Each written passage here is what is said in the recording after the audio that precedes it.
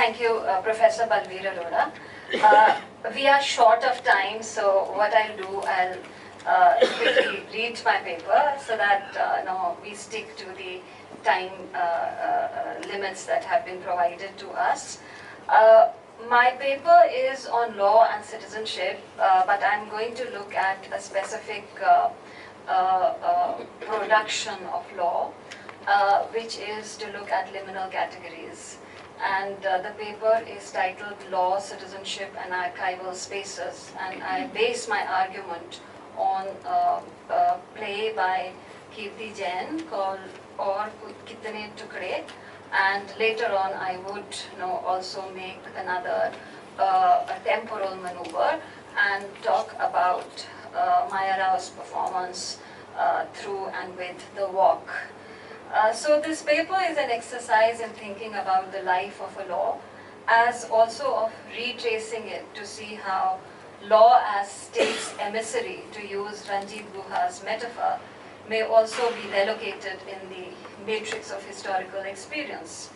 The paper argues that the Citizenship Act of 1955, when taken as the absolute referent in the legal constitution of the Indian citizen, obscures the ways in which liminal categories were produced through another law, which occupied the period of interregnum between the formation of the Indian nation state and the commencement of the constitution, and then again between the commencement of the constitution and the enactment of the Citizenship Act of India. In doing so, the paper invokes Alan Supoi's framework of the anthropological function of law, by which he means the transformation of each one of us into a homo juridicus. And Supoi argues that this transformation is of particular importance if one bears in mind one of the lessons from the experience of totalitarianism, wherein the first essential step in the road of total domination was to kill the juridical person.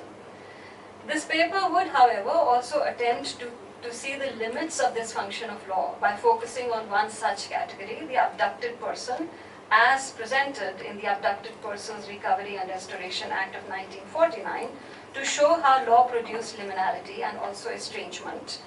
It will explore how the familiar and the strange figure in the enactment of citizenship in diverse archival forms. Focusing on the abducted person as a legal category, the paper will show how the footprints of the state, entrusted with the task of restoring abducted women, present a particular archival form through which facts are produced and taxonomies of state authority are created.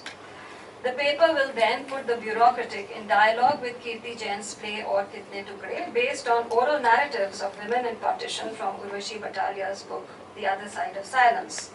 It hopes thereby to create a dialogical space where the rituals of citizenship iterated by the state may be seen from a register which not just unsettles the legal bureaucratic inscriptions of citizenship, but also reconstitutes the archival space to open up new sites and imaginaries of citizenship. Integral to such imaginaries is the quest for familiarity, that is, the rolling back of estrangement from citizenship. Indeed, the staging of the play in 2002 and beyond, the paper argues, demonstrates the ways in which insurgent/dissident citizenship was performed synchronously through different performative registers. This paper seeks also to make another maneuver in time, to point at another moment of performance of citizenship, of dissident and insurgent citizenship, around the communities of protest produced through the struggles for legal redress in the so-called Delhi gang rape, with a quick foray into and with Maya Rao's The Walk. Now, the Abducted Persons Act, which came into existence in 1949, was to perform the task of recovery of abducted persons and for their temporary detention in camps pending restoration to their relatives in Pakistan. Addressing a condition of supreme necessity not covered by regular law, the Abducted Persons Act created an extra-legal universe by putting in place extraordinary procedures for recovery, which were kept outside the purview of judicial scrutiny. The life of the Act flowed subsequently from the relationship between the constituted word of law and the indeterminate and ongoing state formative practices on the one hand, and the lives framed by law on the other. The former characterize the performative practices of state power, that is, law's symbolic performances by which the majesty or distance of law from everyday life is represented. The latter pertain to the constitutive role of law, shaping social relations in a way that its own traces are erased in the very process of creating persons as legal subjects. The bare act acquired life as an instrument integral to the exercise of state sovereignty, standing apart from society but also regulating it, forging a relationship between the ruler and ruled in a way where power reached out like an extension of the arm of the state, announcing itself periodically with unambiguous ceremony. The partition literature, which accumulated over a period of time, not just ruptured the official speak, it made it imperative that the partition be revisited from the perspective of those who lived through it. It asked that the life of the Abducted Persons Act be read through the words not of law, but of those whose lives were intersected by it. Indeed, recalling partition is a political project that made it legitimate to question the authority of evidence as demanded by the disciplinary order of recursive history, and invoked a discourse where the narrative material and its structure is etched on a different register. Boutalia's silence, for example, ripped apart the narrative of legal truth, of its inviolability built on evidence. The orality of testimonies collected and recounted by Boutalia are not subject to the narrative order already established as the truth.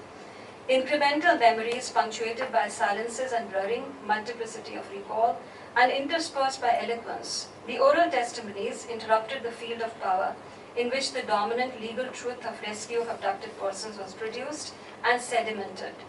The stories by women became important hinge points whereby fragments of lives came together, raising the possibility of an alternative narrative. In Jain's play or Kitne Tukde, we can see the enactment of these risky moments in the spectres of citizenship, which locate the stories of women on a new broadsheet of history. Questioning the moral authority of the bureaucratic archive, they are not accidental traces, but produced through conscious intervention, so that they cease to be merely the creation of documents and their aggregation into archives. Tukde opens with an exuberant and concerted calisthenics on a robust Bhangra beat performed by all actors who appear to be celebrating the harvest festival. The harmony soon splinters into four lives, individuated and fragmented, but simultaneously bound together in their experience of violent estrangement from citizenship. Sadia, Zahida, Vimla and Harnam, these are the four women Tukde focuses on. In Sadia's story, the charpai becomes a ubiquitous trope and symbolic elaboration of the spatial and temporal borders and transitions in her life from the home she was abducted from, her violent renaming as Sumangala, the eternal wait for her brother who would take her back home, even as she's ambivalent about her firstborn Munni, who provides her the solace of the home she has left behind, but also becomes a fetter, tethering her to the new home. She welcomes the promise of return offered by the Abducted Persons Act, which soon fades as she wonders whether her brother will accept Munni, a residuum from a past which could not be dissociated from her.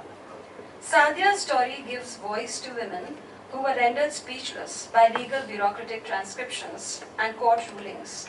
To Musammat Sardaran, the young woman recovered from Ajaib Singh's custody, who the Supreme Court subsequently decided was not an abducted person, and Raksha, who the bureaucrats decided need not be plucked away from her Indian family to be returned to her brother in Pakistan. Indeed, women's voices were explicitly excised by the courts, which placed them within the purview of cross-examination of witnesses, which was denied by the Abducted Persons Act. A number of petitioners seeking the right to interview their respective and alleged wives was similarly considered non-existent by the courts, once it was decided by the tribunal that the women were indeed abducted women. Zahida in Tukde does not want to go back. The Abducted Persons Act interrupts the lives of Zahida and Kartar Singh and subjects Zahida to the state-controlled imperatives of recovery and restoration. In the process of recovery, the duality of the state becomes evident. The constable in uniform speaks the masculinist language of command, demanding that Zahida should accompany the recovery team, paying no attention to her pleadings that she should be allowed to stay back. The social worker speaks the language of persuasion, which, although complicit with the state, seems to suggest the possibility that Zahida's choice may get consideration by the government. Eventually, the social worker is able to facilitate recovery and make it appear consensual, and non-coercive. The social worker speaks the same vocabulary as that of the court, which, when it ordered Bimla Devi's return to Pakistan, made her believe that she could, if she wanted, come back to India as an Indian citizen. The court records cease at the point of delivery of the state's command. The woman does not speak after the state has spoken. The archives are silent, but the fragments of lives in Tukre helps piece together what the law erases. The self-conscious narration of gendered violence in Tukre is not simply about the narration of how the abducted person's act left traces in the lives of people.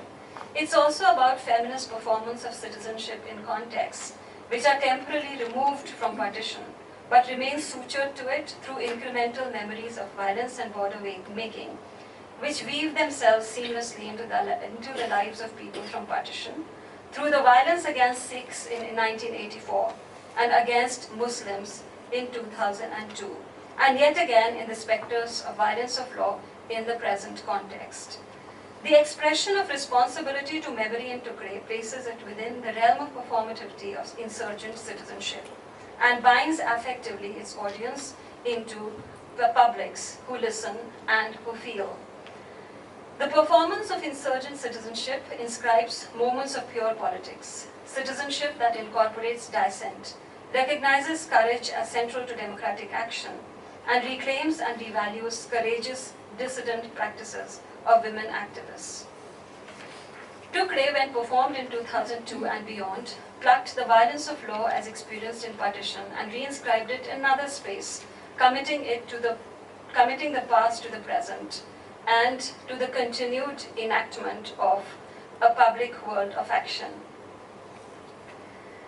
Indeed, the power of the performative and opening of the spaces of dissident citizenship can also be seen in the performance by Maya Rao, a Kathakali dance exponent and theatre performance, street theatre activist, whose performance titled The Delhi Walk followed the Delhi gang rape and struck a chord with audiences, including performers and activists in other parts of the world.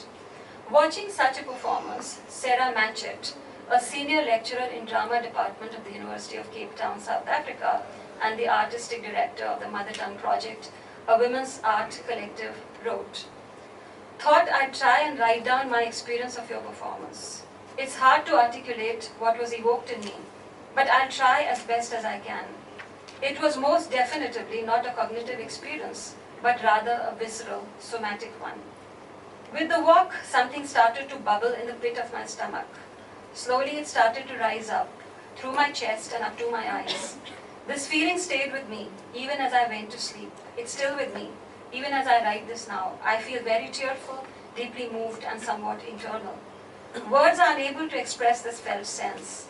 It's like you pulled me inside you and into your core. And from this place, your call placed itself in me to continue and extend the call." On this positive note, I would end my